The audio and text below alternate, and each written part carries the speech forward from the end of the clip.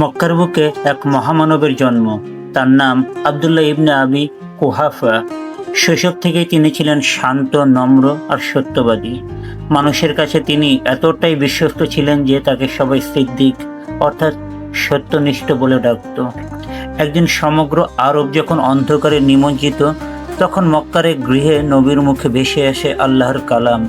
মুহাম্মদ সাল্লাল্লাহু আলাইহি সাল্লাম ঘোষণা করলেন তার নবুয়ত।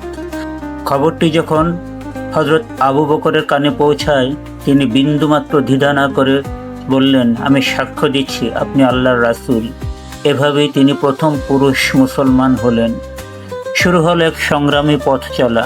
কুরাইশরা বিদ্রুপ করল, শত্রুতা করল, কিন্তু তিনি থেমে যাননি। নিজের সম্পদ ব্যয় করে মুক্তি দিলেন বহু নির্যাতিত দাসকে।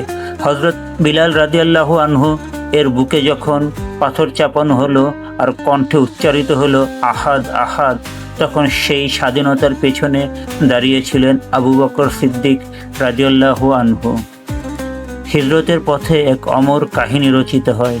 নবী করিম সাল্লাল্লাহু আলাইহি সাল্লাম যখন মদিনায় গমন করেন, তার একমাত্র সঙ্গী ছিলেন হযরত আবু বকর রাদিয়াল্লাহু আনহু। সাউর গুহায় আধারে শত্রুরা যখন চারপাশে ঘুরছিল, তখন তিনি ভয়ে কাঁপলেও অন্তরে অটল ছিলেন। নবীর সঙ্গী হওয়ার এ গৌরব তাকে দিয়েছে অমর মর্যাদা। কিন্তু সময়ের নিয়মে রাসূলুল্লাহ সাল্লাল্লাহু আলাইহি সাল্লাম বিদায় নিলেন এই দুনিয়া থেকে। চারিদিকে স্তব্ধ, সাহাবীদের চোখ অশ্রু ভরা।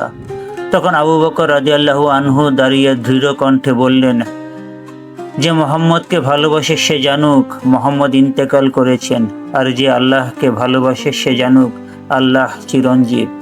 এই বাণী পুরো উম্মাহকে স্থির করে দেয়। খিলাফতের দায়িত্ব নিয়ে মাত্র 2.5 বছরে তিনি ইসলামের ভিত্তি সুসংহত করলেন। তার সত্যবাদিতা, ত্যাগ, ঈমান আজও আকাশের নক্ষত্রের মতো আলো ছড়াচ্ছে। তিনি হলেন নবীর প্রিয়তম সঙ্গী, উম্মার প্রথম খলিফা হযরত আবু বকর সিদ্দিক রাদিয়াল্লাহু আনহু।